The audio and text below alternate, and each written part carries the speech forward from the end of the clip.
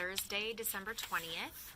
We're here in the archives today with the Lincoln Hall Cornerstone. The hall's demolition started this week, and they just delivered the cornerstone to me yesterday. And I have right here a list of the stuff that's supposed to be inside that was typed up, I'm assuming, when they laid the cornerstone in 1923. Dedicated to God for men. So we're going to take a look at what's inside this morning and see if everything is still intact or if it's a giant blob of goo. We don't know what we're going to find, so we'll let you know.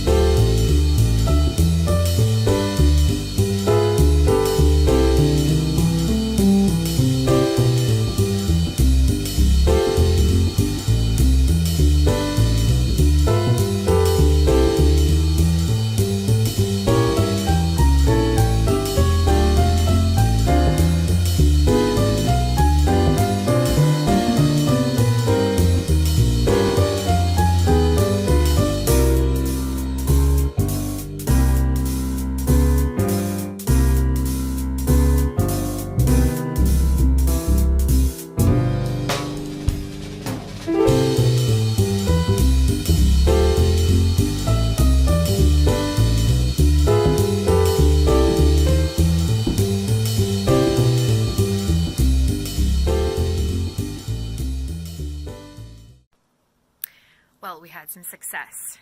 I will say that the box inside the cornerstone was a little bit smaller than I expected based on what I saw as the list of contents.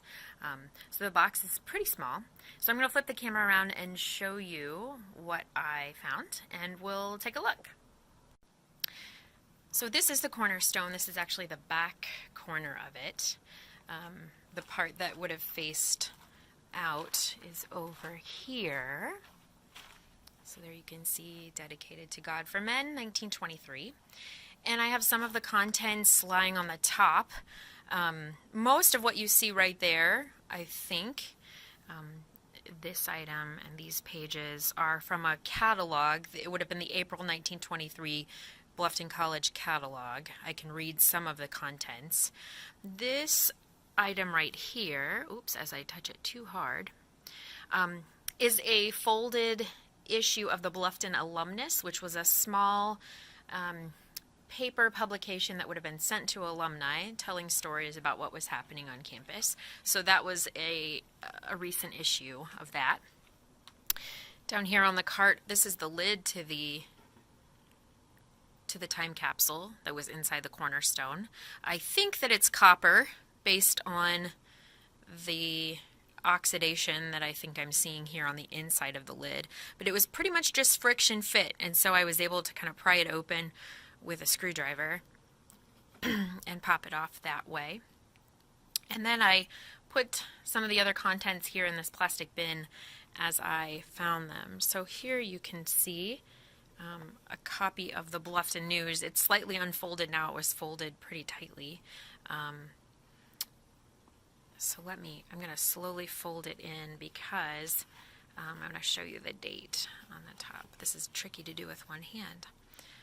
So this is the April 14th, the June 14th, 1923 issue of the Bluffton News, which would have been the day that the cornerstone laying happened. And so it's kind of funny to read the news article here. It makes me think maybe they actually packed the cornerstone at a slightly later date once they had this issue of the Bluffton News. Or it could be that the news printed kind of a very bland, low detail story. I'm not sure, just to be able to put the paper out that day. But then beneath it, actually before we got to that one, this is the June 7th, 1923 issue of the Bluffton News, which I have not yet unfolded.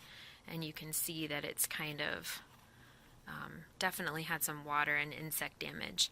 There is some kind of clay-coated document that was on the back of it made with clay-coated paper, because this is really stuck on there, this stuff. And I think this is face down.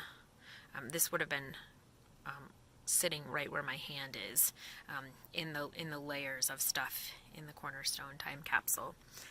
I'll try to pick that up, but it's you can see it's just falling apart in my hands.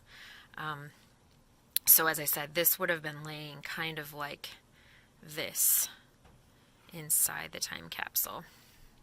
And I'm not sure what this is. I don't know. There are several documents listed on the contents list, and this is probably just kind of that combination of stuff. And you can even see some little insect friends crawling around. I saw a great example of a silverfish earlier in this bin. Hopefully he's still in the bin. Here's the time capsule itself. Again, a copper box, I think, about the size of a Kleenex box or a little bit smaller, and with the remnants of some of the things in here. Oh, you can see there's a little more insect action going on. This is the Bible that was inside. I'm going to try to pick it up and turn it over so that you can see it says Holy Bible on the top. And I think that the cover was a dyed fabric of some kind over the cover boards, and that color just bled all over everything inside the time capsule, and that's why everything is kind of colored magenta. And it could also be that the edging of the pages were also dyed a red or pink color.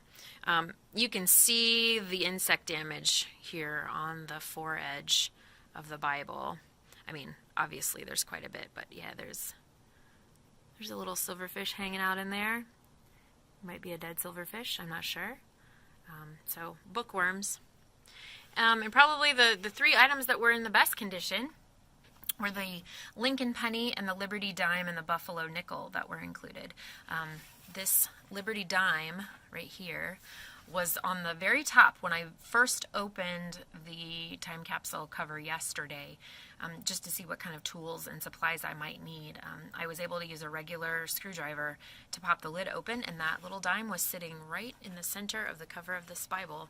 Even after being picked up by earth-moving equipment, it was still there. So that is the report from the Cornerstone opening.